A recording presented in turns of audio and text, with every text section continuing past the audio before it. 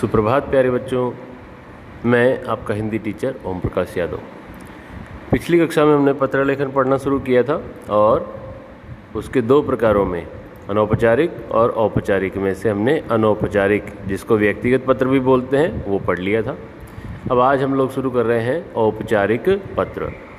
इसके बारे में वैसे तो पहले बता चुका हूँ, फिर भी आप देखना शुरू कीजिए। औपचारिक पत्र प्रधानाचार्य, पदाधिकारी, व्यापारी, ग्राहक, पुस्तक विक्रेता, संपादक आदि को लिखे गए पत्र औपचारिक पत्र कहलाते हैं। औपचारिक पत्र उन लोगों को लिखे जाते हैं जिनसे हमारा निजी या पारिवारिक संबंध नहीं होता है, क्योंकि मैं पहले ही बता चुका हूँ कि जिनसे हमारा निजी या पारिवारिक संबंध होता है उनको जो पत्र लिखते हैं वो तो व्यक्तिगत होता है, क्योंकि कोई भी निजी है मतलब व्यक्तिगत, पारिवारिक है मतलब व्यक्तिगत, पर्सनल, इंडिविजुअल। तो इस प्रकार से जो हमारे निजी या पारिवारिक संबंधों वाले नहीं हैं उनको कोई भी पत्र लिखा जाता है तो वो औपचारिक पत्र होता है। इसमें शालीन भाषा तथा शिष्ट शैली का प्रयोग किया जाता है। शालीन भाषा अर्थात ऐसी भाषा जिसमें विभिन्न औपचारिक शब्दों का प्रयोग किया गया हो, अनेक औपचारिकताएं निभाई गई हों और शब्द इस प्रकार के हों जिनको पढ़ करके हमारी शिष्टता झलके। औपचारिक पत्र के अंतर्गत शिकायती पत्र, व्यावसायिक पत्र, संपादकीय पत्र, आवेदन पत्र का वर्णन किया गया है। इसके अलावा इसी में एक और पत्र आ जाता है प्यारे बच्चों। औपचारिक पत्रों में एक और पत्र आता है, उसके बारे में आपको बताता हूँ। वो होता है प्रार्थना पत्र। ये भी औपचारिक पत्र में ही आता है। जैसे आप लोग प्रिंसिपल को अपना पत्र देते हैं, आपको छुट्टी चाहिए होती है तो आप लिखते हैं सेवा में श्रीमान प्रधानाचार्य जी। तो इस तरह से प्रिंसिपल सर को जो पत्र लिखे जाते हैं वो प्रार्थना पत्र कहलाते हैं और वो भी औपचारिक पत्रों में ही आते हैं।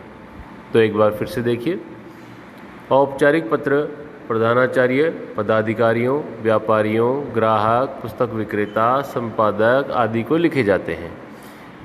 ये उन लोगों को लिखे जाते हैं जिनका हमारा निजी और पारिवारिक संबंध नहीं होता है। इनकी भाषा शालीन और शिष्ट होती है। औपचारिक पत्र के अंतर्गत शिकायती पत्र, व्यावसायिक पत्र, संपादकीय पत्र, आवेदन पत्र और प्रार्थना पत्र आते हैं। आगे बढ़ते हैं। आगे है औपचारिक पत्र के भाग। आपने देखा होगा जब हमने अनौपचारिक पत्र पढ़े थे तब हमने उसके भाग भी देखे थे। उसमें 6 भाग होते थे, ऐसा आपने देखा होगा। यहाँ हम लोग पढ़ रहे हैं औपचारिक पत्र और इसमें आप देख पा रहे होंगे इसके 8 भाग होते हैं। मैं सबसे पहले उन सभी 8 भागों को अंडरलाइन करके आपको दिखाता हूँ। सबसे पहला भाग होता है प्रेषक का पता, दूसरा होता है तिथि, तीसरा होता है पत्र प्राप्त करने वाले का पता, पद आदि, चौथा होता है विषय, पांचवा होता है संबोधन, छठा होता है विषय वस्तु, सातवां अभिवादन और आठवां स्वनिर्देश। तो इनको देख करके आपको ये बात समझ में आ गई होगी कि औपचारिक पत्र में और अनौपचारिक पत्र के भागों में से कौन से 2 अलग हैं। तो जैसा कि आपने देखा इसमें ये तीसरा बिंदु और ये चौथा बिंदु, ये 2 अलग हैं। अनौपचारिक पत्र में पत्र प्राप्त करने वाले का पता नहीं लिखा जाता है पत्र के अंदर, वो बाहर लिफाफे पर लिखा जाता है। और विषय भी अनौपचारिक पत्रों में नहीं लिखा जाता है, जबकि औपचारिक पत्र में विषय अलग से लिखा जाता है। विषय के बाद संबोधन आता है वो। तो औपचारिक पत्र के भाग एक बार फिर से देखते हैं। प्रेषक का पता, प्रेषक अर्थात पत्र भेजने वाला, ऐसा मैं पहले बता चुका हूँ। फिर तिथि या दिनांक, फिर पत्र प्राप्त करने वाले का पता, फिर विषय, संबोधन, विषय वस्तु, अभिवादन और स्वनिर्देशन या अभिनिवेदन। एक एक करके इनके बारे में डिटेल से पढ़ेंगे। सबसे पहले है पत्र भेजने वाले का पता। जैसे आपने पत्र लिखा है तो आपका पता आएगा। औपचारिक पत्र लिखते समय सर्वप्रथम पत्र भेजने वाले का पता लिखा जाता है। और कहाँ आता है ये पता? बाईं ओर, सबसे ऊपर। जैसा हमने अनौपचारिक में देखा था ठीक वैसे ही औपचारिक में भी पता सबसे ऊपर बाईं ओर लिखा जाता है। आगे देखिए, तिथि। तिथि या दिनांक प्रेषक के पते के ठीक नीचे लिखी जाती है। और ये किस दिन की होती है? जिस दिन पत्र लिखा जा रहा है उसी दिन की दिनांक लिखी जाती है। तो सबसे ऊपर हो गया प्रेषक का पता बाईं तरफ, और उसके ठीक नीचे बाईं तरफ ही दिनांक आ जाएगी। फिर उसके बाद में पत्र प्राप्त करने वाले का पता, जिसको भी हम लोग पत्र लिख रहे हैं उसका पता। जैसे हम लोग किसी संपादकीय पत्र में बात करें तो संपादक को पत्र लिखा जाता है। तो संपादक आप जानते होंगे, न्यूज़पेपर एडिटर, जो न्यूज़पेपर आदि में फाइनल बदलाव करके उसको पब्लिशिंग के लिए भेजने के लिए, प्रकाशित करने के लिए अप्रूवल देता है, उसे संपादक बोलते हैं। तो उसे यदि हम पत्र लिख रहे होंगे तो सबसे पहले अपना पता लिखेंगे, फिर जिस दिन पत्र लिख रहे हैं वो तारीख लिखेंगे, और फिर नीचे संपादक, फिर जिस भी समाचार पत्र का वो संपादक होगा उसके कार्यालय का पता हम लोग लिख देंगे। तो इस प्रकार से पत्र प्राप्त करने वाले का पता दिनांक के बाद लिखा जाता है। फिर आगे है विषय। विषय में ध्यान देना प्यारे बच्चों, जैसा कि आप लोग प्रार्थना पत्र में भी लिखते होंगे, विषय में जैसे आपको 2 दिन का अवकाश चाहिए तो आप विषय में लिखते हैं विषय 2 दिन का अवकाश चाहने हेतु, ऐसा लिखते हैं कि नहीं? सभी औपचारिक पत्रों में इसी प्रकार से विषय लिखा जाता है। इसमें क्या होता है, जिस संदर्भ में पत्र लिखा जा रहा है उसे संक्षिप्त में विषय के रूप में लिख दिया जाता है, संक्षिप्त में छोटे रूप में लिख दिया जाता है, ताकि विषय पढ़ के ही समझ आ जाए कि उस पत्र में किस बारे में बात हुई होगी। और बाद में फिर विषय वस्तु में तो उसको विस्तार से बता ही देते हैं। तो विषय के अंतर्गत जिस विषय में, जिस संदर्भ में वो पत्र लिखा जा रहा है उसको संक्षिप्त में, छोटे शब्दों में, कम शब्दों में लिख करके बताया जाता है। और आगे चलें, संबोधन। जैसा कि आपने अनौपचारिक पत्रों में भी देखा था, व्यक्तिगत पत्रों में भी देखा था, संबोधन में हम लोग किसको पत्र लिख रहे हैं उससे तय होता है कि हम संबोधन में क्या लिखेंगे। लेकिन इसमें आम तौर पर सभी के लिए संबोधन महोदय, महोदया या मान्यवर, यही शब्दों को काम में लिया जाता है। महोदय किसी पुरुष को लिख रहे होंगे तो, किसी महिला को लिख रहे होंगे तो महोदया हो जाएगा। मान्यवर आमतौर पर दोनों के लिए काम में लिया जाता है। तो इस प्रकार से संबोधन में महोदय, महोदया, मान्यवर आदि शब्दों का काम लिया जाता है। फिर आगे है विषय वस्तु।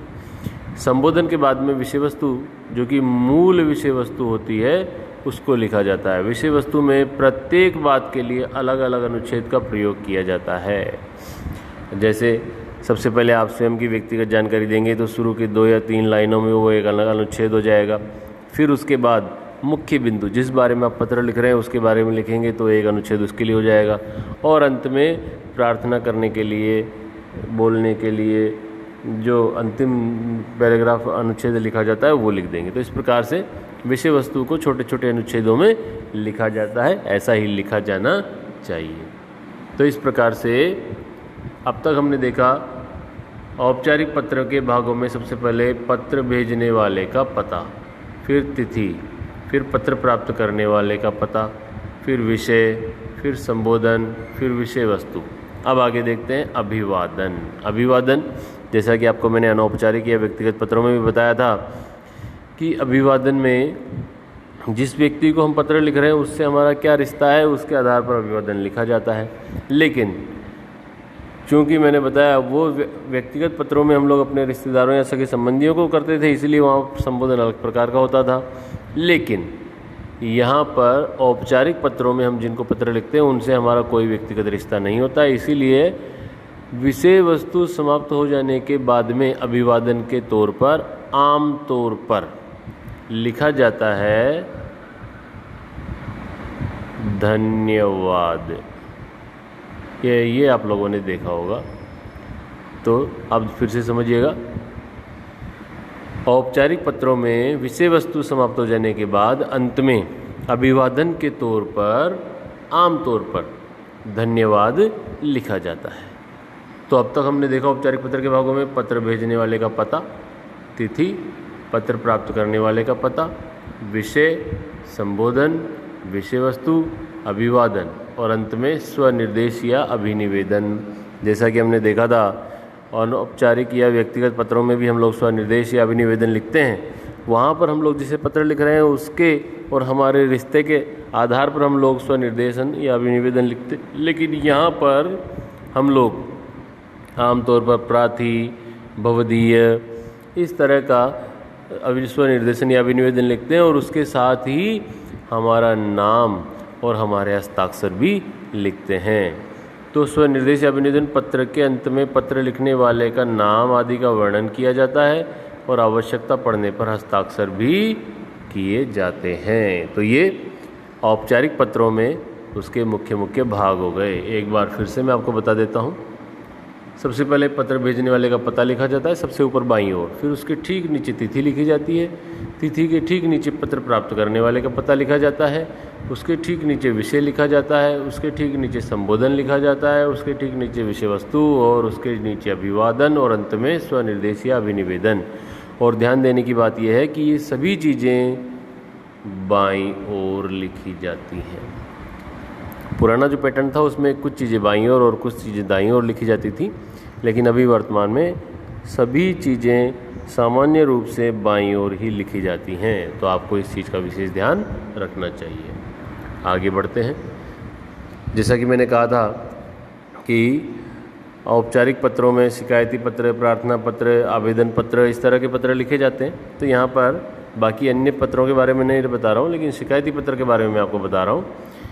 किसी विशेष कार्य, समस्या अथवा घटना की शिकायत करते हुए संबंधित अधिकारी को लिखा गया पत्र शिकायती पत्र कहलाता है। शिकायती पत्र लिखते समय इस बात का ध्यान रखना चाहिए कि जिस संबंध में शिकायत की जा रही है उसका स्पष्ट रूप से उल्लेख किया जाना चाहिए। शिकायत हमेशा विनम्रता के साथ प्रस्तुत की जानी चाहिए। शिकायत कर रहे हैं, हम किसी बात से परेशान हैं, हो सकता है हम नाराज़ हों, लेकिन फिर भी जो पत्र लिखा जा रहा है उसमें हमारी भाषा कैसी होनी चाहिए? विनम्रतापूर्ण होनी चाहिए। हमें क्रोध भरे शब्दों का प्रयोग नहीं करना चाहिए। ये आपका शिकायती पत्र हुआ। अब कुछ पत्रों के उदाहरण मैं आपको बताने वाला हूँ। जैसे सबसे पहले शिकायती पत्र ही आ गया है। ये एक शिकायती पत्र है जो पोस्ट मास्टर के खिलाफ है। पोस्ट मास्टर ठीक से काम नहीं करता है, इसीलिए एड्रेस कुछ भी हो सकता है, आपको उस पर ध्यान देने की आवश्यकता नहीं है। आप अपने हिसाब से जब पत्र लिखेंगे तो उसमें अपने हिसाब से एड्रेस भी आप लिख पाएंगे। अब हम लोग एक बार चेक कर लेते हैं कि क्या इसमें उस पत्र के सारे भाग आ रहे हैं कि नहीं आ रहे हैं। जैसे सबसे पहले ये आ गया पत्र लिखने वाले का पता, फिर आ गया दिनांक, ये फिर आ गया पत्र प्राप्त करने वाले का पता, फिर ये आ गया आपका संबोधन, फिर ये आ गया मुख्य विषय, फिर ये आ गया अभिवादन और ये अंत में स्वनिर्देशन। तो इस प्रकार से ये आपका एक पत्र हो गया। और आगे बढ़ते हैं। एक और पत्र यहाँ आपको दिखाई दिया है। ये बड़ी कक्षाओं के लिए है, इस चीज़ का आप लोग ध्यान रखिएगा, विशेष रूप से 9th 10th के लिए। देश में बढ़ रही कन्या भ्रूण हत्या पर चिंता व्यक्त करते हुए किसी प्रतिष्ठित समाचार पत्र के संपादक को पत्र लिखिए। तो ये संपादकीय पत्र है जिसमें देश में कन्या भ्रूण हत्या बढ़ती जा रही है, उसके संदर्भ में एक पत्र लिखना है। हमें क्या देखना है कि इसमें पत्र के सारे भाग कहाँ कहाँ पर है। जैसे सबसे पहले ये आ गया पत्र लिखने वाले का पता, फिर उसके बाद में ये आ गया दिनांक, फिर ये यहाँ से यहाँ तक आ गया पत्र प्राप्त करने वाले का पता, फिर ये आ गया आपका विषय, ये विषय है ना, फिर ये आ गया संबोधन और ये यहाँ से यहाँ तक आ गया विषय वस्तु, ये आ गया अभिवादन और ये आ गया स्वनिर्देशन। तो इस प्रकार से पत्र के सभी 8 भाग आप यहाँ पर देख सकते हैं। ये पहला, दूसरा, तीसरा, चौथा, 5वां, 6ठा, 7वां और ये 8वां भाग। इस प्रकार से आप देख पा रहे हैं औपचारिक पत्र के जो 8 भाग होते हैं वो सभी 8 भाग पत्र में होने चाहिए। अब आगे देखिए, ये एक पत्र है जो आमतौर पर कक्षा 6, 7, 8 के लिए विशेष है, इसको आप ध्यान में रखिएगा। इससे पहले जो बताए थे वो दोनों पत्र आमतौर पर कक्षा 9 और 10 के लिए होते हैं। हालांकि सभी बच्चों को सीखने ही है, लेकिन विशेष रूप से वो दोनों पत्र कक्षा 9-10 के लिए थे और ये वाला पत्र विशेष रूप से कक्षा 6, 7, 8 के लिए है। इसमें देखिए क्या किया गया है। अपने विद्यालय के प्रधानाचार्य को पत्र लिखिए जिसमें बीमारी के कारण अवकाश लेने के लिए प्रार्थना की गई हो। बीमार है। ये देखिए इसमें बाकायदा सारे भागों को अलग अलग दिखाया भी गया है। सबसे पहले आ गया ये पता, पत्र भेजने वाले का पता, फिर आ गया दिनांक, ये दिनांक हो गया, फिर पत्र प्राप्त करने वाले का पता, ये पत्र प्राप्त करने वाले का पता, फिर आ गया विषय, ये विषय हो गया, फिर आ गया संबोधन, ये संबोधन, फिर आ गया ये मुख्य विषय वस्तु, ये विषय वस्तु हो गई, फिर ये हो गया अभिवादन, ये अभिवादन की समाप्ति हो गई, और फिर ये लास्ट में आपका आज्ञाकारी शिष्य नरेश कुमार, कक्षा 10वीं, अनुक्रमांक 15, अभिनिवेदन, ये अभिनिवेदन या स्वनिर्देशन हो गया। तो इस प्रकार से आप देख रहे हैं पत्र के सभी 8 भाग यहाँ पर बताए गए हैं। आगे बढ़ते हैं, एक और पत्र है यहाँ पर, अपने विद्यालय के प्रधानाचार्य को पत्र लिखिए जिसमें कंप्यूटर शिक्षा की व्यवस्था करने के लिए प्रार्थना की गई हो। ये सभी कक्षाओं के लिए है, ये कक्षा 6 से 10 सभी कक्षाओं के लिए है। ये लिखने वाले का पता आ गया, ये दिनांक आ गई, और ये पत्र प्राप्त करने वाले का पता। सेवा में श्रीमान प्रधानाचार्य, राजकीय उच्च माध्यमिक बाल विद्यालय, गणेशपुर, रुड़की। फिर ये आ गया विषय, विषय क्या है, कंप्यूटर शिक्षा की व्यवस्था हेतु प्रार्थना पत्र। ये विषय जो है ये आपको प्रार्थना पत्र का जो प्रश्न आता है उसी में दिया हुआ रहता है। देखिए यहाँ लिखा हुआ है कंप्यूटर शिक्षा की व्यवस्था करने के लिए प्रार्थना, तो ये आ गया कंप्यूटर शिक्षा की व्यवस्था करने के लिए प्रार्थना, देख पा रहे हैं आप लोग। फिर ये आ गया महोदय, ये आपका अभिवादन हो गया। फिर ये यहाँ से सविनय निवेदन है कि हम 10वीं कक्षा के छात्र हैं। यहाँ अपनी कक्षा आप चेंज कर सकते हैं, जो कक्षा 6 में वो 6 लिखेंगे, 8 में 8 लिखेंगे, ऐसे अपनी कक्षा जो भी है वो यहाँ लिख सकते हैं। 10वीं कक्षा के छात्र यह अनुभव करते हैं कि आज के कंप्यूटर युग में प्रत्येक व्यक्ति को कंप्यूटर की जानकारी होनी चाहिए। हम देख भी रहे हैं कि दिनों दिन कंप्यूटर शिक्षा की मांग बढ़ती जा रही है। ऐसे में हमारे उज्ज्वल भविष्य के लिए भी कंप्यूटर ज्ञान होना अपरिहार्य है। अतः आपसे प्रार्थना है कि कृपा करके हमारे विद्यालय में कंप्यूटर शिक्षा आरंभ करें। हम आपके प्रति कृतज्ञ होंगे। आशा है आप हमारे अनुरोध को स्वीकार करेंगे। ये यहाँ से यहाँ तक मुख्य विषय हो गया। आपने देखा इसको 2 अनुच्छेदों में बांट दिया गया, ये अनुच्छेद नंबर 1 और ये अनुच्छेद नंबर 2। फिर ये अंत में आ गया अभिवादन, धन्यवाद। फिर ये आ गया लास्ट में स्वनिर्देशन या अभिनिवेदन, प्रार्थी, क ख ग, अपना कुछ भी जो भी नाम हो वो नाम लिख सकते हैं। और अंत में अपनी कक्षा, छठी है तो छठी, 7वीं है तो 7वीं, 8वीं है तो 8वीं। इस प्रकार से आपका ये एक और पत्र यहाँ पर हो गया। एक और पत्र देख लेते हैं अपने छोटे भाई को, ये भी सभी कक्षाओं के लिए है।